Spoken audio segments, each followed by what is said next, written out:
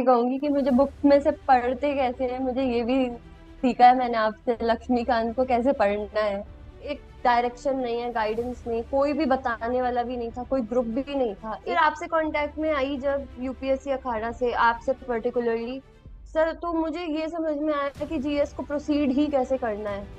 तो मतलब प्रीलिम्स के लिए हमें कैसे पढ़ना है, मेंस के लिए कैसे पढ़ना है, बुक्स में से कैसे पढ़ना है। आपने मेरा शेड्यूल कितनी बार बनवाया प्रीलिम्स से पहले, मैं उसको एकदम 100% फॉलो करती थी। तो आप मेरा चेक भी रखते थे कि मैं कैसे कर रही हूँ, मेरी कितनी प्रोग्रेस है, मैंने कितने टेस्ट किए हैं। तो आपके साथ मेरी जो नीड थी और सर जो आपने प्रोवाइड किया एकदम कॉम्प्लीमेंट करता था सर राइटिंग की।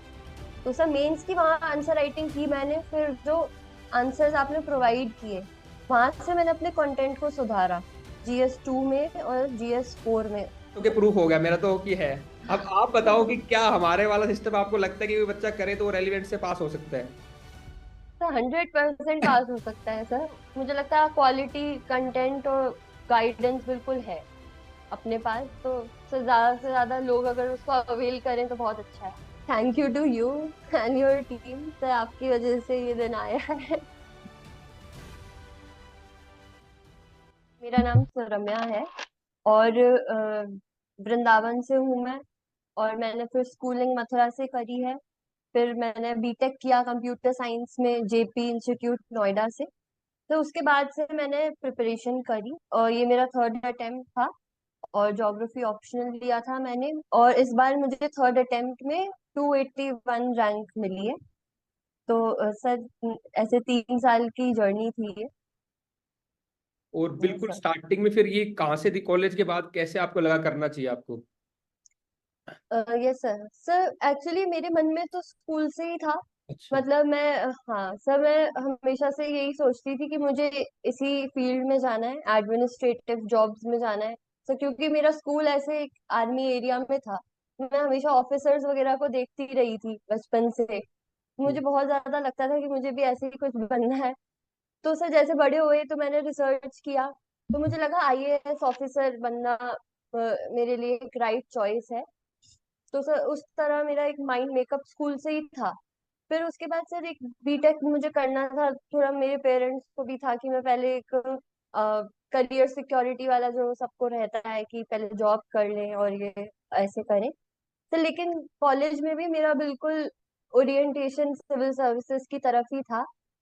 और मैं जॉब उस तरह से अपने आप को नहीं देख सकती थी कि मैं जॉब करूं कंपनी में जाके। मतलब मुझे बिल्कुल भी नहीं सहारा था कि मैं एक साल भी उसमें अपना लगाऊं। तो ओके। मैंने बस ग्रेजुएट हुई मैं कॉलेज से, फिर मैं वापस घर लौट के आई। फिर मैंने घर से तैयारी स्टार्ट कर दी। ठीक है, फिर आपने घर से तैयारी स्टार्ट की, फिर जैसे उसके बाद तैयारी में कैसे आपने कुछ गलत स्टार्टिंग किया, फिर कैसे आगे आपने जर्नी की, तैयारी की? सर तैयारी में स्टार्टिंग में मैं जैसे एनसीईआरटीज वगैरह पढ़ती थी, यूट्यूब पर वीडियोस हम सभी देखते हैं कि कैसे करना है। सर स्टार्टिंग में मुझे लगता था कि हाँ कोचिंग के बिना हो सकता है। तो क्योंकि काफी लोग कहते भी हैं कि कोचिंग के बिना करना चाहिए, कर सकते हैं, तो मेरा भी यही था कि हाँ मैं कोचिंग के बिना कर लूँ। तो सब मेरा स्टार्टिंग से वही था सर। लेकिन फिर भी मुझे स्टार्टिंग में वो लगता था कि एक डायरेक्शन नहीं है, गाइडेंस नहीं, कोई भी बताने वाला भी नहीं था, कोई ग्रुप भी नहीं था, एक फ्रेंड भी नहीं था कि जो ये कर रहा हो। सर फिर मैं टच में आई थी एनसेम्बल में जो के सिद्धार्थ सर है, मुखर्जी मैम है, तो उनसे मैं टच में थी कॉलेज में भी। तो एक ज्योग्राफी का इनिशिएशन वहां से मेरा हुआ, और बाकी प्रिपरेशन का भी। सर फिर ऐसे आगे कहानी बढ़ती गई वहां से। ठीक है, फिर आपने वहां से बेसिक चीजें की, है ना, जो जी भी आपका फाउंडेशन हुआ। हाँ। फिर आपका जो नेक्स्ट लेवल है प्रिपरेशन का, फिर हमने उसको आगे थोड़ा और प्रोसीड करें, फिर कैसे उसके बाद? सर अब हाँ सर, इसमें ये था कि बाहर तो सिर्फ एक ऑप्शनल का फाउंडेशन हुआ था मेरा उनके थ्रू। सर बाकी जीएस वगैरह में फिर भी मैं क्लूलेस ही थी। तो हम्म। सर मैं फिर आपसे कांटेक्ट में आई जब यूपीएससी अखाड़ा से, आपसे पर्टिकुलरली सर, तो मुझे ये समझ में आया कि जीएस को प्रोसीड ही कैसे करना है। तो मतलब प्रीलिम्स के लिए हमें कैसे पढ़ना है, मेंस के लिए कैसे पढ़ना है, बुक्स में से कैसे पढ़ना है। तो मैंने आपके कुछ सेशन भी अटेंड किए थे उस समय, सब बहुत स्टार्टिंग में। तो हाँ। उसमें आपने बताया था कि ये लक्ष्मीकांत में से एक एक लाइन कैसे पढ़नी है, क्या चीज इंपॉर्टेंट है उसमें भी। तो ये सब थी, मुझे बहुत डायरेक्शन वहां से मिला था कि किस तरह करना है। तो उसके बाद तो सर, जैसे हम शेड्यूल बनाते हैं, सिलेबस को फॉलो करते हैं, उसमें भी सर आपने मेरा शेड्यूल कितनी बार बनवाया प्रीलिम्स से पहले, मैं उसको एकदम 100% फॉलो करती थी। तो आप मेरा चेक भी रखते थे कि मैं कैसे कर रही हूँ, मेरी कितनी प्रोग्रेस है, मैंने कितने टेस्ट किए हैं, तो वो सब चीजें भी सब वहां से थी। ठीक है, उसके बाद फिर जैसे मुझे याद है हमने फर्स्ट अटेम्प्ट किया जब, तो उसमें भी आपने क्लासेस भी की। मतलब मेरे को ये था कि जो आपको कह दिया उसमें फिर इफ एंड बट होता नहीं था, मेरे को अच्छा ही लगता था। मतलब जो हाँ सुरम्या को मैंने कह दिया तो फिर वो आपको फॉलो करना ही है, और वो हो जाता था डन। चाहे वो क्लासेस हो, मेरी एनवायरनमेंट हो, ज्योग्राफी हो, पॉलिटी हो, जो भी क्लास हो। तो यस ये एक मेरे को, तो ये कैसे, क्या लगता आपको, क्यों इतना ट्रस्ट हुआ, ऐसे क्या लगता था आपको कि करना ही है? सर। सर एक तो ये होता है कि सब मिस गाइडेंस जैसे बहुत है पूरे इसमें। तो मुझे ये लगा सर आपके साथ मेरी जो नीड थी, और सर जो आपने प्रोवाइड किया एकदम कॉम्प्लीमेंट करता था। तो जो मेरी रिक्वायरमेंट थी और जैसा आप मुझे गाइडेंस कर रहे थे, बिल्कुल मेरी प्रिपरेशन को वो सूट किया उस समय। तो जैसे फर्स्ट अटेम्प्ट में मैं आपसे नहीं मिली थी, हाँ। सेकंड अटेम्प्ट के प्रीलिम्स से पहले मैं आपसे मिली हूँ, मेरा सेकंड अटेम्प्ट का प्रीलिम्स ही पहली बार क्लियर हुआ था। तो वहां से ही सब चीजें चेंज हुई थी। ट्रस्ट तो मुझे बहुत ही था, क्योंकि मैं खुद रिजल्ट देख रही थी ना कि मैं इम्प्रूव कर पा रही हूँ, मेरे टेस्ट में भी मार्क्स इम्प्रूव हो रहे हैं। तो इसलिए सर ये मतलब पास मैंने कंटिन्यू रखा फिर उसके बाद से। ठीक है, जब हमारा जैसे मुझे याद है अच्छे से, प्रीलिम्स हुआ उस टाइम, ठीक है। फिर उसके हाँ बाद भी हाँ एक थॉट आ रहा था कि मेंस नहीं हुआ, तो फिर हमें लगा कि अब ड्रॉप कर हाँ। लेते हैं, जॉब यस वापस सर। अपना आईटी सेक्टर में जाते हैं, फिर वो सर उस बिल्कुल। टाइम। सर मैंने मेंस दिया था, फिर मैंने आपको ये भी कहा था कि मतलब मैं कॉन्फिडेंट थी कि हो जाएगा मेंस, लेकिन सर नहीं हुआ। आपने मुझे बताया था कि नहीं कुछ कमियां हैं अभी भी, तो नहीं हुआ था फिर मेंस। वही बहुत डिमोटिवेटेड तो थी मैं, तो लेकिन आपने मुझे तब भी मोटिवेट किया ही था कि कर सकते हैं। तो उसके बाद फिर मैंने जो आंसर राइटिंग करी थी आपके साथ, और एक और सर थे, मोनिश मनीष सर। सर थे। हाँ मोनिश सर के साथ। सर तो GS2 और जीएस और फोर की हमने आंसर राइटिंग करी। सर वो टाइम भी कम था, क्योंकि मैं डिमोटिवेट हो गई थी, तो वो एक महीना भी वेस्ट हो गया था सर। एक महीना नहीं, 2 महीने मेरे उसमें चले गए थे, वेट कर रही थी मैं। तो सर जनवरी में फिर मैंने 2023 के जनवरी में मैंने आपसे फिर वो सीरीज लगानी शुरू करी आंसर राइटिंग की। तो सर मेंस की वहां आंसर राइटिंग की मैंने, फिर जो आंसर्स आपने प्रोवाइड किए वहां से मैंने अपने कंटेंट को सुधारा, GS2 में और GS4 में। वो अर्ली कंटेंट मेरा वहां से इम्प्रूवमेंट होना शुरू हुआ था। फिर उसके बाद सर फिर प्रीलिम्स तो क्योंकि हम कर चुके थे एक बार, तो दूसरी बार भी कोई हर्डल ऐसा नहीं आया एज सच। और सर सी सैट में भी आपने मुझे काफी मॉनिटर किया है कि सी सैट में सर आपने कोर्स भी मुझे शायद करवाया हाँ, था टी सेट का। ऐप पर। तो सर बिल्कुल। वो भी किया था मैंने। फिर उसके सर साइंस का भी एक कोर्स लिया हाँ, था मैंने, तो वो भी मैं बहुत वही कह अच्छा रहा हूँ कि था। ऐसा कुछ ही नहीं है कि जो मैंने शुरू में बाकी कोर्स करना है और सर उसने सेकंड बल्कि छोड़ दिया हो। मुझे ऐसे याद आ रही है, मैंने इतनी सारी चीजें करी है ना कि हाँ, तो साइंस का भी किया है मैंने, एनवायरनमेंट का भी किया है आपके साथ, हिस्ट्री का भी एक बार बहुत पहले मैंने कोर्स किया था। क्योंकि तो बहुत होता ये सारे। तो, मैं जो भी कोई अच्छी हाँ चीज डेवलप करता था ना, तो मुझे लगता था हाँ कि ये स्वयं को करवाना है, और मैं कहता ये ज्वाइन कर हाँ। लो, आप ज्वाइन करके फटाफट, और ये होता था। सर जबकि मुझे लग ये भी बहुत अच्छा। हाँ सर।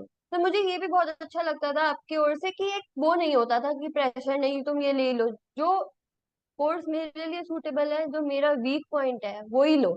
और हाँ। सर वो डिजाइन भी इस तरह से किया था आपने कि 500 का एक मॉड्यूल, तो वो वैसा भी लगता था कि बहुत महंगा भी नहीं है, बहुत हाँ। महंगी चीजें हैं ऐसा, क्योंकि इसमें ना पूरे में बात यही है। क्या होता है कि हम जैसे घर में पढ़ रहे हैं, तो हम्म। हम कोचिंग तो नहीं ले रहे, लेकिन सर एक मेंटरशिप की, एक गाइडेंस की बहुत जरूरत है। मतलब आइसोलेशन में पढ़ना बहुत मुश्किल है। इस तरह से मतलब एक से एक मेरी जो लिंक होती है ना वो बनती गई है। तो उसमें बहुत सपोर्ट रहा है आप।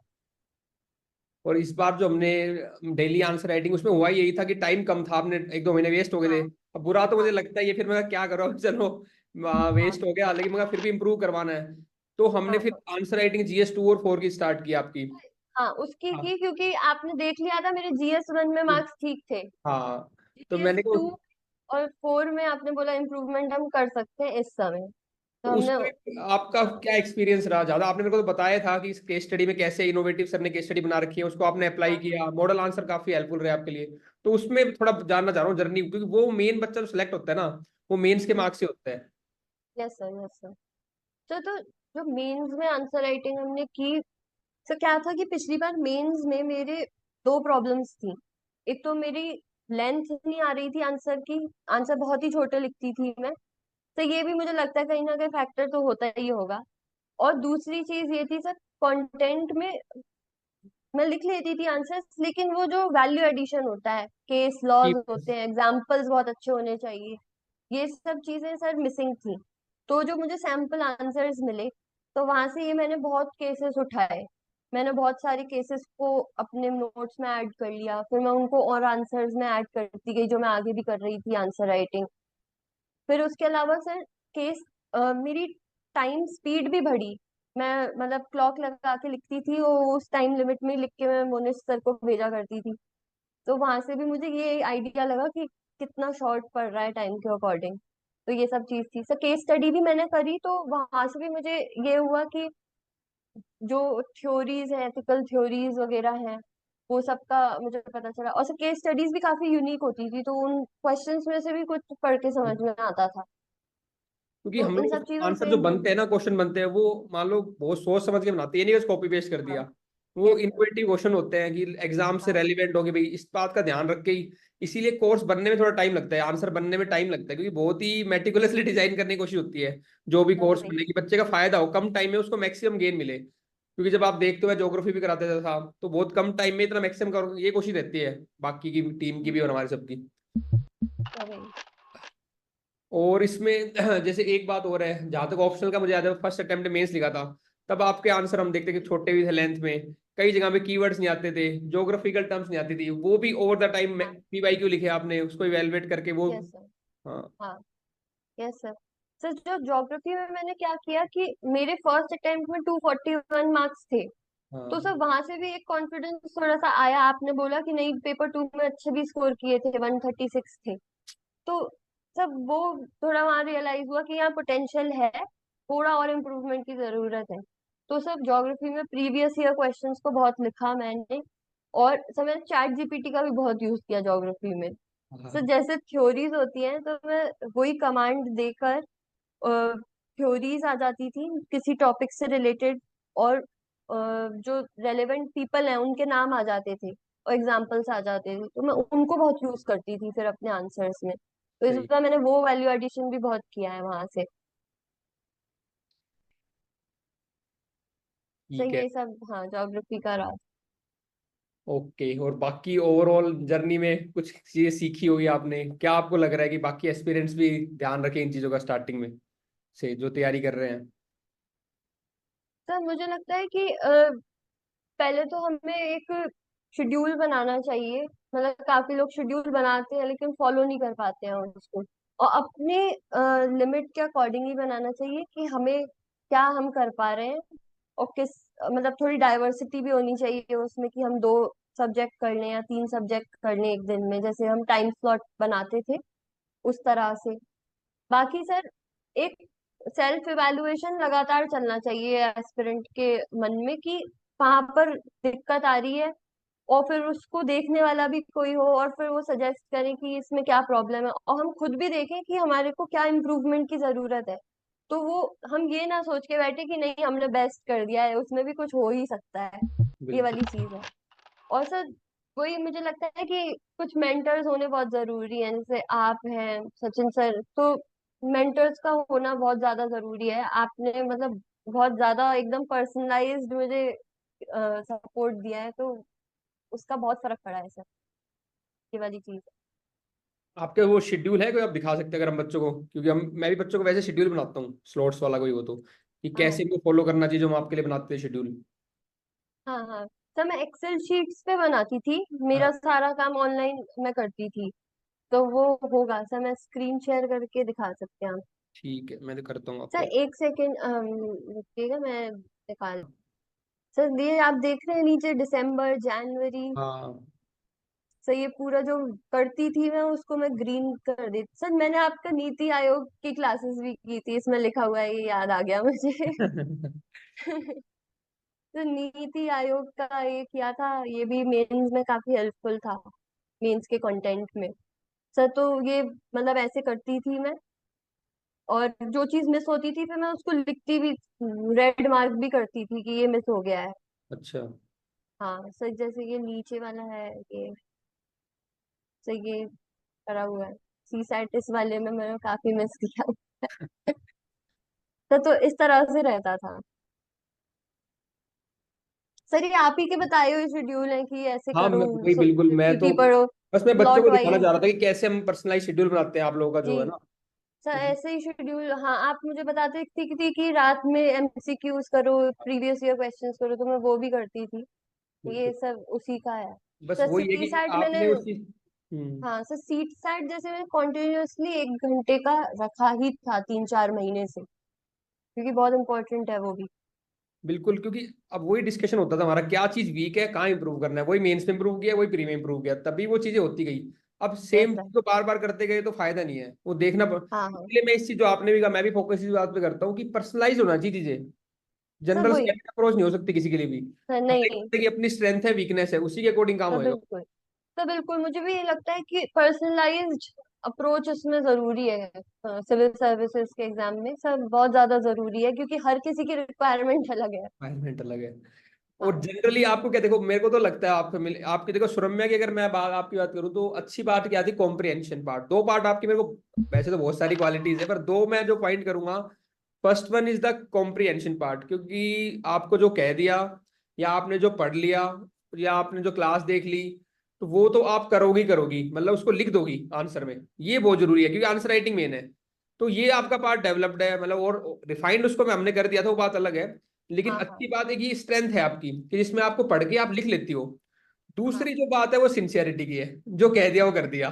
ठीक है। हाँ। मेरे हिसाब से ये दो चीजें तो बेसिक रिक्वायरमेंट होनी चाहिए, जो आपकी भी है। आपको और क्या लगता है कि एक कॉमन बच्चा है बिल्कुल, 12th पास की, ग्रेजुएशन की, वो करना चाहते थे, आपने भी करना चाहते थे, तो क्या वो कर सकता है क्या तैयारी ढंग से, या बहुत टफ है? देखो हमें तो पता ही है, आपके एज ए लेवल, अपने लेवल पे बताओ आप क्या करनी चाहिए तैयारी, क्या वर्थ है, अब कैसा लग रहा है सिलेक्शन के बाद, तो वो सब एक बताओ कि बच्चा कैसे करे उस तैयारी को। तो देखिए, तैयारी कर सकते हैं डेफिनेटली, जो चाहे वो कर सकता है, क्योंकि एक लेवल प्लेइंग फील्ड तो है हमारे इस एग्जाम में। सबको जीरो से पढ़ना है, और ऐसा नहीं है कि किसी को कुछ एक्स्ट्रा एडवांटेज है। तो जैसे लोग बोलते बीटेक वालों को सी सेट में एडवांटेज है, सर मैं नहीं मानती इसको। सर बहुत मेहनत उनको भी हमें करनी पड़ती है सर। मेरा हमेशा सी सेट बॉर्डर पे होता था, लेकिन एक्यूरेसी में वो मेंटेन करती थी कि मुझे इतने ही अटेम्प्ट करने हैं ये सब। तो सर मुझे लगता है कि हर कोई कर सकता है इस एग्जाम को, बस जरूरी है कि राइट गाइडेंस मिल जाए। एक तो स्टार्टिंग में तो हमारा टाइम वेस्ट नहीं होगा, अटेम्प्ट वेस्ट नहीं होंगे, जो बहुत क्रूशियल होते हैं। तो अगर वो चीज हो जाए, और सिंसियरिटी है और डिसिप्लिन है और पढ़ने की क्षमता है, अगर दिन में पूरा दिन लगा के आप पढ़ सकते हो, बैठे रह सकते हो ब्रेक्स के साथ डेफिनेटली, तो 100% से कोई भी कर सकता है। मोटिवेशन वो अंदर से अगर है आप में करने का, कि आपको पब्लिक सर्विस में जाना ही है, तो डेफिनेटली तो कर सकते हैं अब सर। इसमें दो तीन चीजें आती है बात, ठीक है, मैं देखो सच में देखता हूँ, आपको भी पता ही है ये सारी चीजें ना, हाँ कि हम एक बच्चा चाहता है, करना जी चाहता जी। है, बैठता भी हम्म है ना, हम्म। मोटिवेशन भी है, लेकिन वो रेलिवेंट चीजें नहीं मिल पाती है। अब सर मेरे को तो बिल्कुल। आपको पास होके प्रूफ हो गया मेरा तो कि है। अब आप बताओ कि क्या हमारे वाला सिस्टम आपको लगता है कि वो बच्चा करे तो रेलिवेंट से पास हो सकता है? सर 100% पास हो सकता है सर। तो मतलब मैंने अभी आपकी प्रोग्रेस एकदम देखी है, स्टार्टिंग से आपने एक एक करके एक एक चीज को कैसे बिल्ड किया यूपीएससी अखाड़ा में। तो मतलब आंसर राइटिंग से लेकर कोर्सेज से लेकर हर चीज ऐड ऑन हुई है। तो सर वो मुझे लगता है क्वालिटी कंटेंट और गाइडेंस बिल्कुल है अपने पास। तो सर ज्यादा से ज्यादा लोग अगर उसको अवेल करें तो बहुत अच्छा है। बस अब यही था कि सुरम्या का होती, अब मैं थोड़ा करूंगा इस चीज को, हाँ मैं भी श्योर हो गया हूँ कि इसने फॉलो किया है और हो गया है। ये तो है। मैंने काफी लोगों को सजेस्ट भी किया था सर, बस बात वही होती है ना कि कोई हाँ आपसे मतलब बात कर भी ले।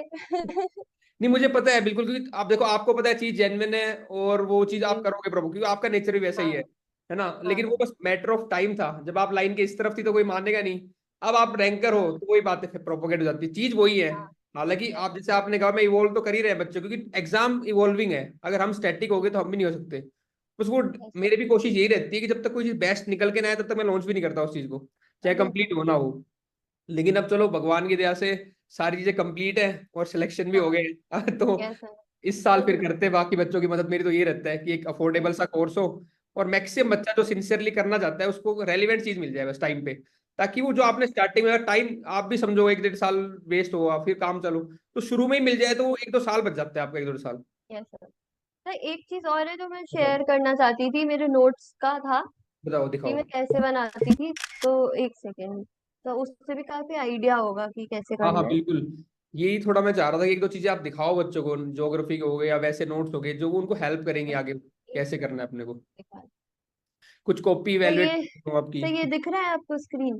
हाँ दिख गया दिख गया, हाँ। सर जैसे अब मेरे मेंस के नोट्स थे, अच्छा तो सर मेरे काफी मेंस के टॉपिक्स इसी तरह आंसर्स के ऊपर ऐड ऑन ही था। अच्छा अच्छा। सर जैसे ये यूपीएस, सर ये जो मैंने आपके साथ एक आंसर लिखा इलेक्शन कमीशन पर, हाँ ठीक है, तो ये मैंने आंसर लिखा। अब ये जो मैंने साइड में रेड से लिखा है, ये आपके सैंपल आंसर में से मैंने ऐड किया था उस समय। ये जो रेड रेड दिख रहा है आपको, ये हाँ। वाली इंक से अच्छा लिखा है। अच्छा, वो एडिशन हो गया, हाँ। Yes sir. और सर जब प्रीलिम्स से मेंस के एक जगह मैं हर चीज को लिखती थी सर, इसलिए मुझे ऑनलाइन नोट्स भी पसंद थे कि हाँ आप कितना भी उसमें लिख लो मिटा लो तो वो बल्कि नहीं होता है। बिल्कुल तो बिल्कुल। ये एक मेरा तरीका था मेंस के नोट्स का था। अब देखो सिंसियरिटी यहाँ पे आती है, मैं इतने बार बच्चों को कहता हूँ कि प्रॉपर शीट पे लिखो। आपने उस टाइम भी देखो पूरी जो प्रॉपर यूपीएससी खड़ा की शीट है उसी पे लिखा है, ताकि वो फील आए हाँ एग्जाम हाँ की। अब बच्चे सर नॉर्मली करते बिल्कुल। रहते हैं, नॉर्मल शीट पे, हाँ तो हाँ वो सिंसियरिटी भी लैक करती है कई बार बच्चों में। हाँ सर, ये वाली चीज है।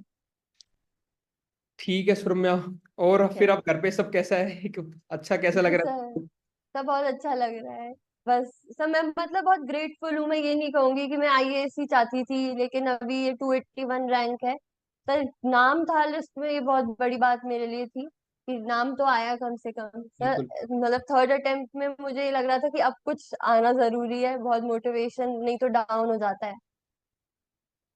नहीं बिल्कुल ऐसा नहीं है कि आईएएस प्रॉपर वो हमारे वगैरह वो इम्प्रूवमेंट हाँ हो हाँ ओवर द टाइम।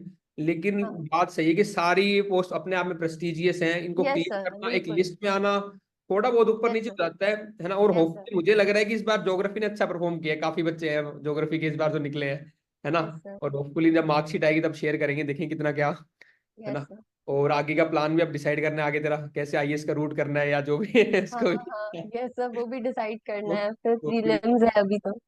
हाँ 1 2 दिन करके इसको फिर इसको करते हैं डिसाइड। हाँ हाँ। Yes sir. ठीक है सुरम्या, है ना। All the best, thank you for joining and guiding the aspirants. Sir no sir, it is a thank you to you and your team sir, आपकी वजह से ये दिन आया है।